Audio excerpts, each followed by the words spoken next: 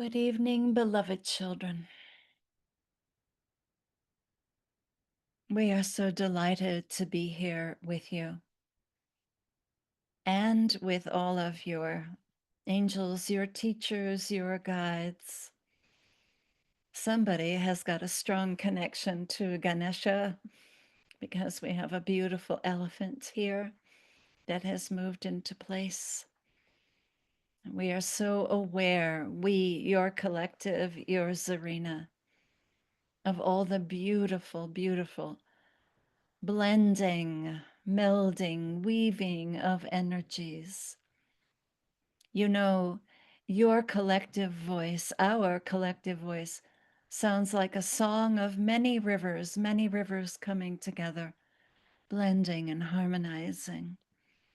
We want you to know how deeply loved you are and how rare each and every one of you is. So rare, so divine. Each and every one of you a precious jewel. We also want you to know that we are aware that this time on the planet is particularly challenging, and what joy it brings us as your collective to see you enjoying your life regardless, throwing parties and planning events and going to graduations and jumping up and down with joy at somebody else's success. Wow, this is all quite remarkable.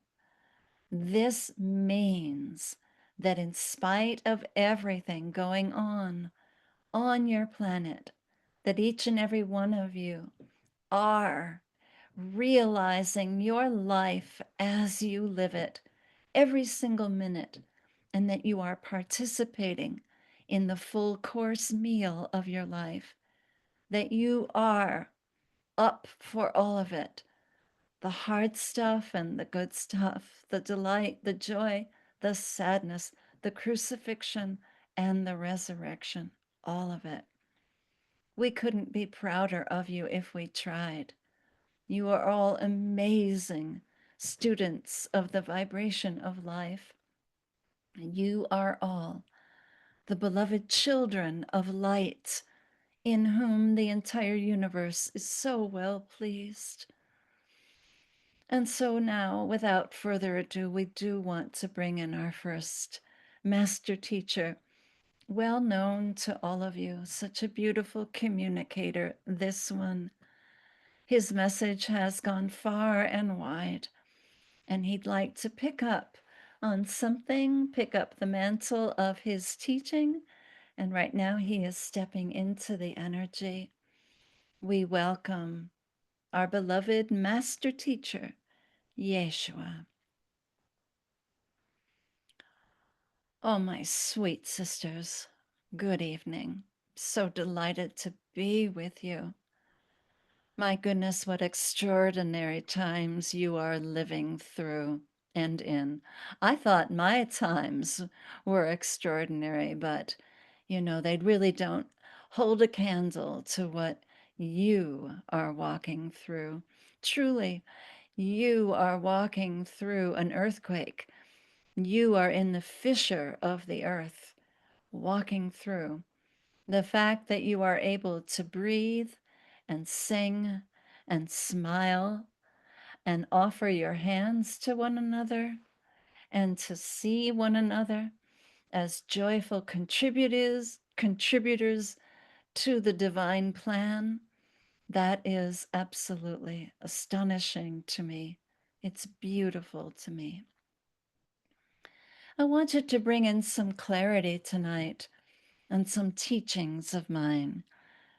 The beautiful poet and sage wrote, John, you know him as one of the gospel writers. He wrote that I had said, in the world you will have tribulation, but be not afraid, for I have overcome the world. And in some of your translations, it is, in the world you'll have trouble, but be of good cheer. I have overcome the world. And much has been made of what this overcoming is, what it implies, and how far does that carry us along the path of our evolution, our always evolving life? What does it mean? What did I mean by overcoming? Well, first of all, let me be clear. I didn't actually say these words. No. The poet John, leaning into the hem of my garment and feeling my energy and sensing my walk and putting together all the wonderful stories that he had heard and getting a real sense of my journey. These are actually his words, not mine. I can't claim credit for them, but I can tell you that the way that I walked on the planet was such of a journey, so that I did encounter tribulation. In fact, I possessed it, I had it. In the world, I had tribulation, I possessed it. It was often mine. And yet, I was of good cheer. I was, for the most part, not afraid because I had overcome the world vibration. And let's now take a deeper dive into what this overcoming means. The overcoming does not mean that we place our foot upon an energy and subdue it and say, aha, I am triumphant. I have overcome you. I have subdued you. You are no longer in charge. That is not the kind of overcoming that I mean, or that John, bless his heart, was picking up on. The kind of overcoming that we are talking about is an overcoming of the way of the world, which is the way of karma, the way of cause and effect, the way of an eye for an eye and a tooth for a tooth, the way of someone hits you and will you hit them back. When we overcome that particular system, when we are willing to let the wheel of justice revolve past retribution and vindication, when we humbly acknowledge that the joy of our sister is our joy and the sorrow of our brother is our sorrow, and there is no win unless we all win. And when one person loses, we all lose. This is the overcoming. It is the overcoming of the temptation to participate in the vibration of the world that says you must pay back. You must pay violence with violence or hatred with hatred. That is the vibration of the world. And we are overcoming that. We can be cheerful even about this. We don't have to be afraid because truly we are overcoming that vibration. I have overcome it. John was correct. I had overcome it. I did indeed triumph over that aspect of the iron law and proceeded forward into the law of love. Truly, this was so, and it still is so. And what is imperative for you to understand is that you are all picking up this new mantle of justice now. As you move forward and step through the very fissure in the very middle of the earthquake that is your world which is indeed rattling back and forth, full of sound and fury and noise, full of anger and discontent and drooping hope, as you walk forward and as you respond with the true divinity that you are, never paying hatred back with hatred, never paying sorrow back with sorrow, but paying hatred forward with love. This is the overcoming. This is what it means when we sing, and I often sing it with you, we shall overcome. This is what our beloved brother Martin meant as he walked through the streets of Selma singing, we shall overcome. This is an affirmation of where you are on the planet right now, in the overcoming, or in the blossoming, I might say. Because truly, what is blossoming now is the desire for sweetness to overtake all human interactions. The time is coming, and coming soon, where it will be as simple as breathing to respond to violence with peace and hatred with love and sorrow with joyful compensation. All of this is in your territory. It is in your hands. It is in what I would call your kingdom of heaven, your expanding consciousness. It is for you. I have no doubt that times are rough. I feel it when any immigrant is scolded or told to wait. I feel it when any senator is handcuffed and dragged to the ground. I feel it. I feel it when anybody, anywhere, is chained and put on a bus towards a deportation center. I feel it. I am being deported. I am being put in chains. I am in a room not able to understand the language. I also am illiterate. And at the same time, I am all of you. I am the very Christ of your being. And together we are overcoming. We now have one foot on one side of the divide and the other foot on the other. We walk astride a giant fissure, a break in this beautiful world, this planet Earth. We watch a seam come apart and we straddle it, you and I, all of us. We do this together. We straddle that seam that seems to suggest that things are falling apart, and we hold it together with our overcoming,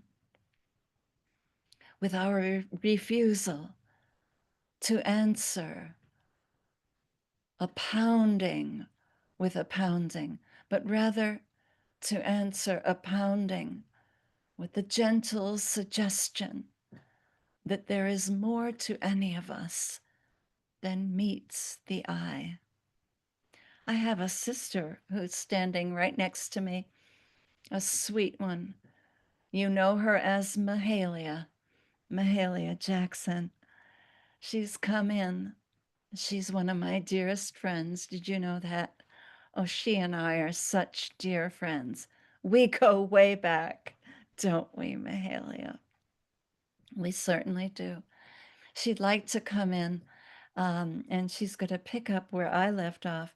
It's truly my pleasure to just stand back and let my sister Mahalia talk to you. And so Bless you all. Shalom and aho as well. Well, good evening. I didn't know that the master teacher was actually going to invite me to speak. I just thought I'd come and stand alongside him and lend him some of my lens or some of my experience on what it meant and what it continues to mean, because I am still singing We Shall Overcome. I still sing it. I sing it in the fullness and the width and the breadth of my being. I sing it, as you would say, morning, noon, and night. I am always singing it, although I sing it in a slightly different way, because I am now in what my master teacher would call the kingdom of heaven. I am in what you all like to call the fourth dimension. I sing, I have overcome. I have overcome. I sing this with you. I have overcome today, deep in my heart. I do believe that I have overcome today. I have overcome right now. I have overcome so much. And I did it by listening, truly listening and trusting my beloved Jesus in the ways of love, never to repay hatred with hatred, but to sing up anytime anybody looked at me in a crooked way, or gave me the eye, or gave me the finger, or told me not to come on into this restaurant, or you can't sing in this space, or told me that I didn't belong, or told me that Negroes shouldn't sing here. Anytime I heard any of this, do you know what I did? I sang up. I sang up.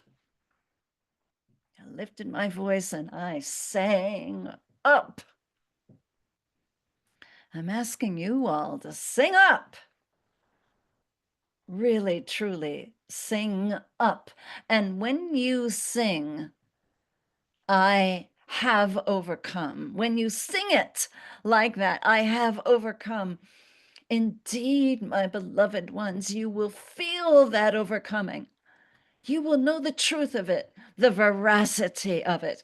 You will know that you are the lion-hearted, and truly you have overcome the way of the world. Truly, you are repaying hatred with kindness, cursing with laughter.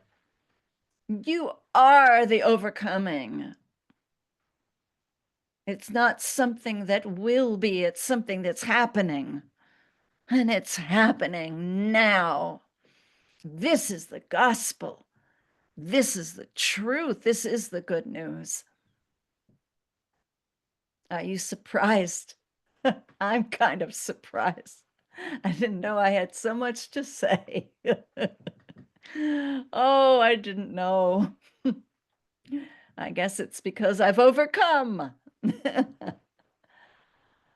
Sweet ones, don't go gentle into that dark night. Go sweetly, and let the peace you are be a beautiful, bright, clear, loud song of justice. Walk that way. And all truly is well. And I'm going to go back to the back seat now because I'm feeling a little shy all of a sudden. You all have given me so much beautiful attention. I can't believe I spoke after my master teacher spoke. My goodness. Oh, well, bless you for listening. Thank you, thank you, thank you, and amen. And this is your group Souls Arena. We want to thank Mahalia for speaking to us so vividly and beautifully. Don't sit in the back seat, Mahalia. Come forward. Come forward. And we want to thank our master teacher, Jesus, for speaking so beautifully on what it means to truly overcome. And we are getting ready for our next speaker. And we'd like to withdraw and allow a being who calls herself Daphne to come forward.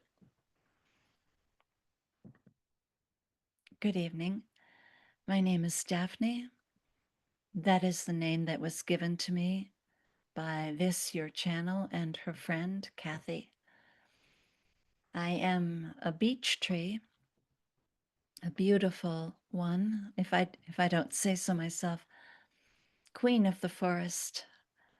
I'm about 75 years old. I've grown quite tall and quite wide. And along the way, I've seen many things. I've seen children shouting, and I've seen young boys playing with guns, and I've seen people leave their trash around my trunks, and I've seen others come and clean that up. And what I want to talk to you about tonight, because I was very drawn in on the conversation of overcoming, is what we are going through in our particular species. If you haven't heard, we are being attacked by a kind of disease or a virus. And those that study us and watch us and walk with us are pretty convinced that we're dying out, that we are being destroyed. But I want to tell you that we are not, that we are overcoming this virus, this fungus, this disease. We are finding our own way. And it gives me great joy to let you know that there are many young ones, many sons and daughters of mine, little ones, little tiny saplings, little babies, little beech trees. You might call them infants from your vernacular. They're small, they're in their infancy. And it brings me so much joy to know that they have developed a resistance to this virus. And we can see in their future that they are overcoming it right now. And they have the strength to overcome it. And while I may not be with all of you on this earth plane for that much longer, while indeed I can feel I am growing sick, I am growing weaker, and yes, I am dying on the earth plane, it gives me such joy and comfort to see this beautiful young generation overcoming with great resilience, with great strength. I feel into these little saplings, and I know that they're going to grow to be enormous, strong adults. I can see their beautiful silver bark reaching up to the heavens. I can feel their roots going deep, deep down, down into their Mother Earth, becoming solid. I see their leaves and the production of more and more seedlings. I have so many grandchildren and great-grandchildren and great-great-great-great-grandchildren ad infinitum. We are not going away. We are overcoming. I see this and I know this. And I wanted you, earth children, human ones, to understand what it means to overcome on the collective level. You see, none of us beech trees can overcome by ourselves. That's a myth. That doesn't really happen. You know that. The way we in the tree community, the way we overcome is we do it together, and we make bold predictions such as, I may not get there with you, but I've seen the mountaintop. You see, We speak in much the same way as your prophets have. We understand that while we may not get to the promised land, our children and our grandchildren and our great-grandchildren will. And that's enough for us. You may ask, "Oh, Mother Tree, are you dying on your sword?" And I say to you, of course not. I am not. I am dying to the knowing that this cannot be done alone, that it takes a whole community to overcome. That's my death. And that, I believe, if I may, is your death as well. The knowing that you cannot overcome by yourselves. No single individual overcomes. You overcome as a community of saints. Once upon a time, your master teacher overcame. He stepped outside the river of time and onto that high mountain of love, and he overcame. And little by little, one by one, more and more and more of you are doing the same. And now, you are a community of saints, a community of souls, and your saplings, your children, your grandchildren, your great-grandchildren are developing within them right now a resistance to polarization, to dehumanization, to divisiveness, to cruelty, to inhumane treatment. Your saplings are developing this right now, and they are growing strong. And I speak to you as a tree, and I mean it with you as a soul, someone who has walked with you in this universe for eons. For as you may have guessed, I am more than a tree. I am a being just as you are. And while I have been given a sweet name, a name that helps me to rise up in the morning and bear delight in my being, that Daphne, that sweet name, it is not the fullness of what I am. And my disease is not the fullness of what I am. And the itch on my bark is not the truth of what I am. And the limbs that fall off and the decay on the inside of me, none of this is the fullness of what I am.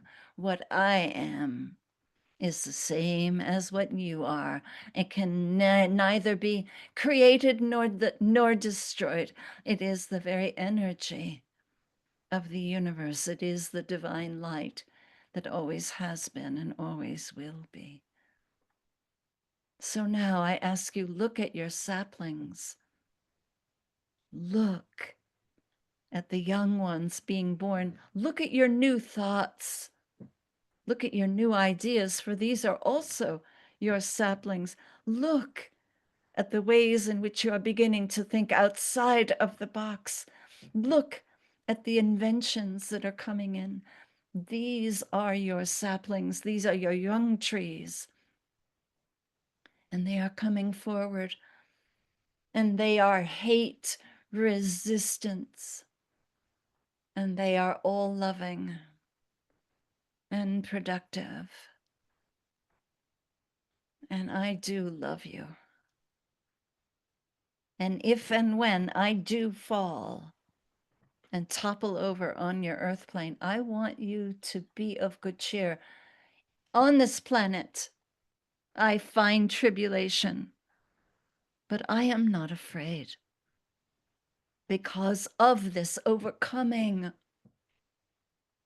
the power of evolution to constantly move beyond what is so into the limitless, what always can be.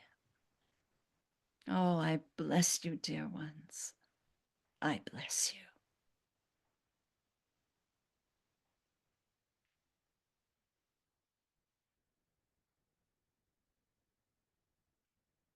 This is your group Souls Arena. We wanted to thank Daphne and all of the trees who are teaching us about the overcoming. We have someone who has stepped into the fold and is whispering their name to me, and they would like to speak, and their name comes forward as Nushan.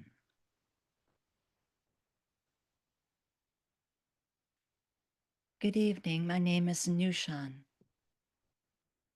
I am from a very old part of the world. It has been called Persia, Iran, Babylonia, Mesopotamia. It has had many, many names.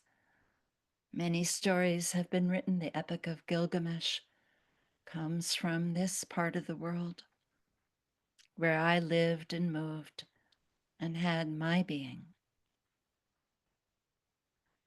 In my time, I was a representative of what you might call a really good crop. I was a representative of a group of farmers who brought forth the best of their crop, the best of their food, and brought it forth and put it on display as an example of what could be done. We had a system of working with the poorer farmers in our area.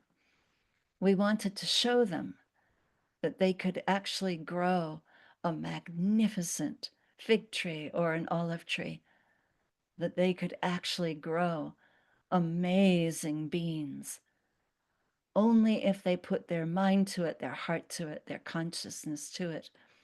And so we would bring forward the best of our crop and we would present it at a table. And this table became a kind of gathering place where we fed multitudes. It was a table of goodness.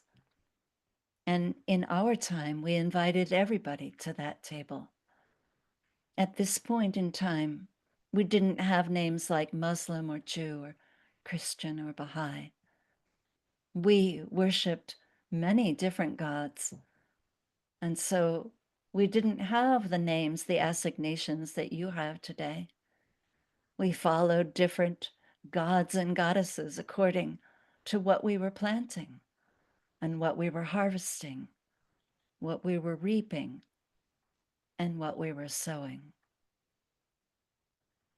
I have come back onto your earth plane, not as a physical presence, but as a spiritual teacher, if you will, to demonstrate what it means to bring forth the best fruit of your generation. While you are here in what I would call the spiritual drought, a time in which it may appear that there is not much spiritual rain or grace to help you through. This is when I believe, and I counsel you also to believe, that a mighty good crop is fermenting right now. We discovered that our planting techniques grew and evolved and developed in times of drought. We also discovered that when there was too much rain, our ways of farming got better. We discovered that we could overcome the seasons and the circumstances of the earth plane if we kept our objectives clearly in mind. Let's bring forth the very best that we can under these circumstances. And that was our overcoming. And so now I am here to guide you to continue to bring forth the very best spiritual crop that you can, given your circumstances. You may be in a spiritual drought. You may be in an area where there is too much emotion, too much anger, too much negativity, too much possessiveness. We would liken that to too much water. You may be in a place of negation where there is not enough caring or kindness or generosity. We would call that a drought. Regardless of the circumstances that you are in,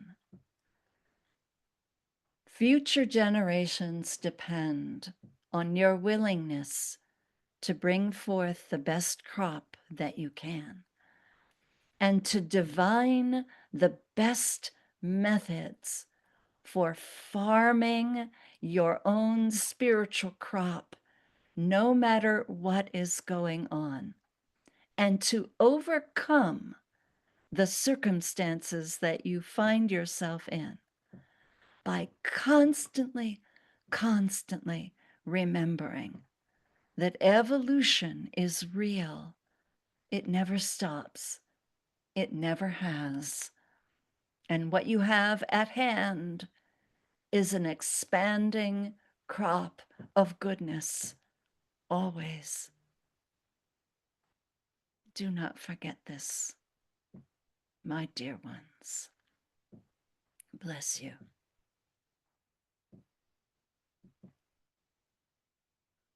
And there is one last one, and she calls herself Sharma. And she also is here. She stands next to Lady Nada. She is one of her apprentices, and she is a healer. And she has come forth to invite all of you to stand with her beside what she calls the wheel of true justice.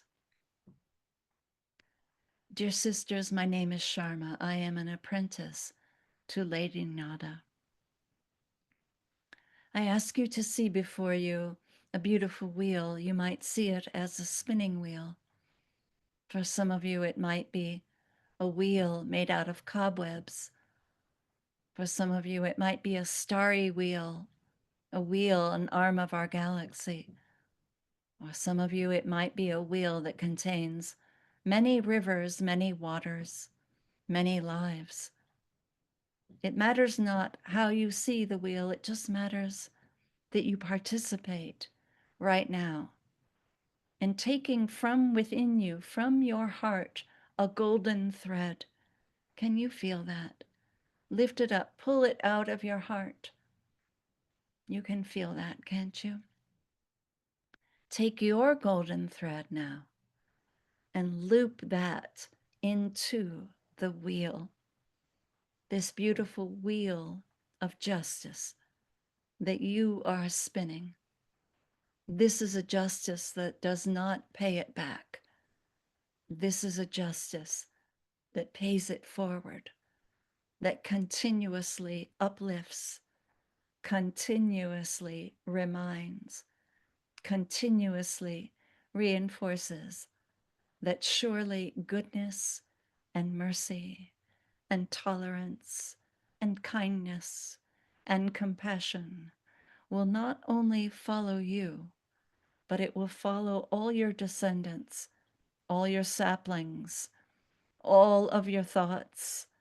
It will follow every single inch of you, all the days of your existence here on this planet and forevermore. This beautiful golden thread that you have now placed so succinctly into the wheel of justice, a justice that again never pays back, but pays forward. Let this wheel carry you forward with the knowing that you are now moved beyond karma, no longer ruled by cause and effect, but only ruled by the abiding law of always love. Bless you. And this is your group souls arena, and all of our master teachers and loving ancestors and descendants, all those that come after us, have come into the room. They have also placed their hands upon the wheel and brought forth their golden threads.